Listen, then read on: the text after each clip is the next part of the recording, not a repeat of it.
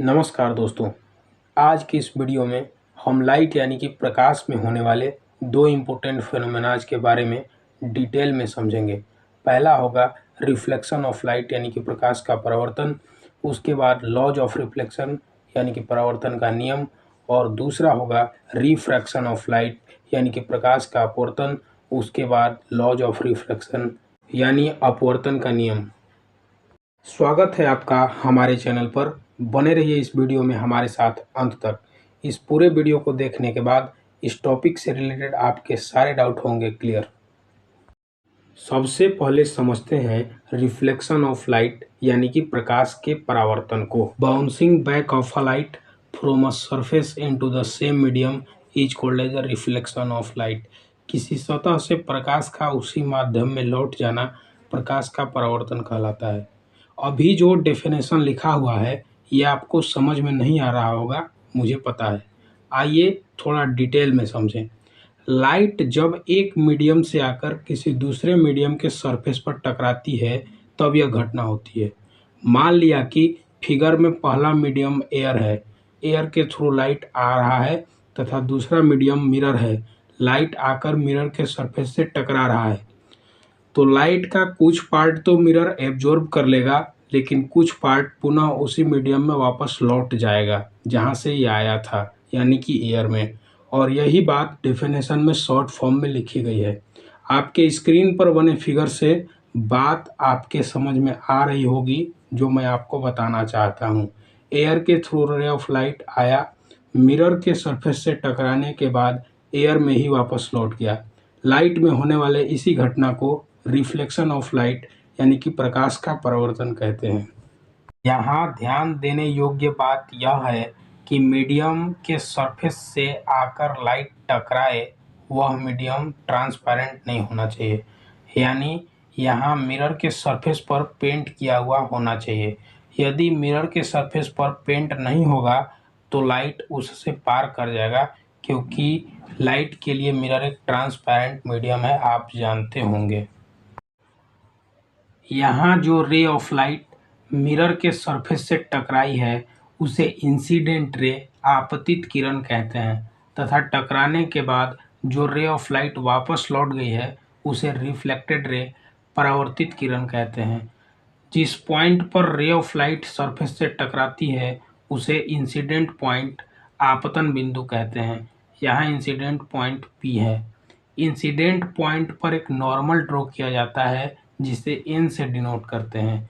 Incident ray और normal के बीच के कोण को एंगल ऑफ इंसिडेंस आपतन कोण कहते हैं, तथा जिसे I से डिनोट किया जाता है। रिफ्लेक्टेड रे और नॉर्मल के बीच का एंगल एंगल ऑफ रिफ्लेक्शन परावर्तन कोण कहलाता है, जिसे R से डिनोट करते हैं। अब बारी है लॉज ऑफ रिफ्लेक्शन को समझने की कि आखिर परावर्तन के क्या नियम हैं।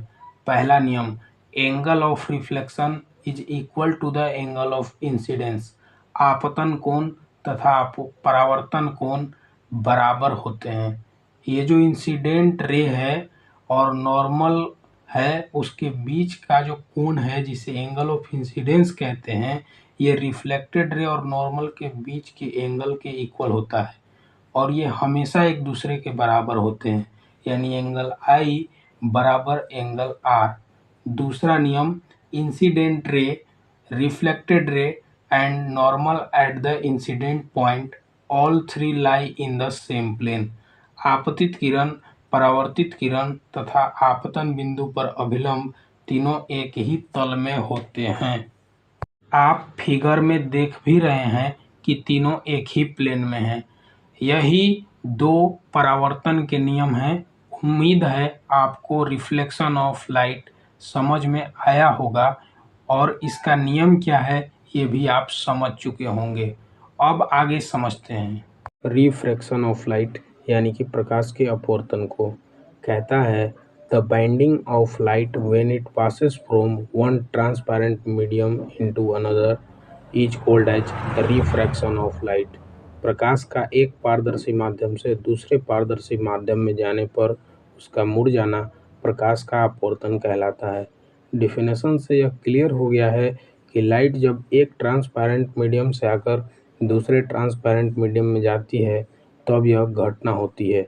जब हम लोगों ने रिफ्लेक्शन ऑफ लाइट पढ़ा था तो उसमें एक मीडियम के थ्रू लाइट आके दूसरे मीडियम के सरफेस से टकराया था जो मीडियम ट्रांसपेरेंट नहीं था, लेकिन यहाँ पर एक मीडियम के थ्रू लाइट आके दूसरे ट्रांसपेरेंट मीडियम में एंटर करता है।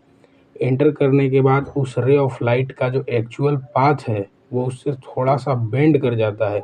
स्क्रीन पर बने फिगर में आप देख रहे होंगे कि एयर के थ्रू रे ऑफ लाइट आके वाटर में एंटर किया है। अब जैसे ही रे ऑफ लाइट वाटर में गया तो वह अपने एक्चुअल पाथ से थोड़ा सा बेंड हो गया है। उसके एक्चुअल पाथ को डॉटेड लाइन से दिखाया गया है। लाइट में होने वाले इसी घटना को रिफ्रैक्शन ऑफ लाइट यानी कि प्रकाश का अपवर्तन कहते हैं। स्क्रीन पर बने फिगर में आप देख सकते हैं कि यहाँ भी इंसिडेंट रे है। इंसिडेंट पॉइंट पर नॉर्मल ड्रॉ किया गया है। वहाँ रिफ्लेक्टेड रे था, यहाँ रिफ्रैक्टेड रे है, अपवर्तित किरण है। इंसिडेंट रे तथा नॉर्मल के बीच का एंगल ऑफ इंसिडेंस और रिफ्रैक्टेड रे तथा नॉर्मल के बीच का एंगल ऑफ रिफ्रैक्शन कहलाता है। अपवर्तन कोण कहलाता है। अब समझते हैं अपवर्तन के नियम यानी लॉज ऑफ रिफ्रैक्शन को। पहला नियम, incident ray, refracted ray and normal at incident point all three lie in the same plane. आपतित किरण, अपवर्तित किरण तथा आपतन बिंदु पर अभिलंब तीनों एक ही तल में होते हैं। आप स्क्रीन पर बने फिगर में देख भी रहे हैं कि तीनों एक ही प्लेन में हैं। दूसरा नियम, the ratio of sine of angle of incidence to the sine of angle of refraction is constant for the pair of given media. दिए गए माध्यमों के युग्म के लिए आपतन कोण की ज्या तथा अपवर्तन कोण की ज्या का मान नियत रहता है। साइन आई और साइन आर का जो रेशियो होगा वो कांस्टेंट होगा। इसी नियम को स्नेल का नियम, स्नेल्स लॉ भी कहते हैं। मुझे विश्वास है कि आपको लाइट में होने वाले ये दोनों घटनाएं अच्छे से समझ में आई होंगी। इसी तरह के नॉलेजेबल वीडियोज़ को सबसे पहले पाने के लिए हमारे चैनल को सब्सक्राइब कर लीजिए तथा इस वीडियो को लाइक ज़रूर करें, शेयर अवश्य करें। अगर ये वीडियो में आपको एक बार में चीज़ें समझ में ना आए तो इस वीडियो को दोबारा देख सकते हैं।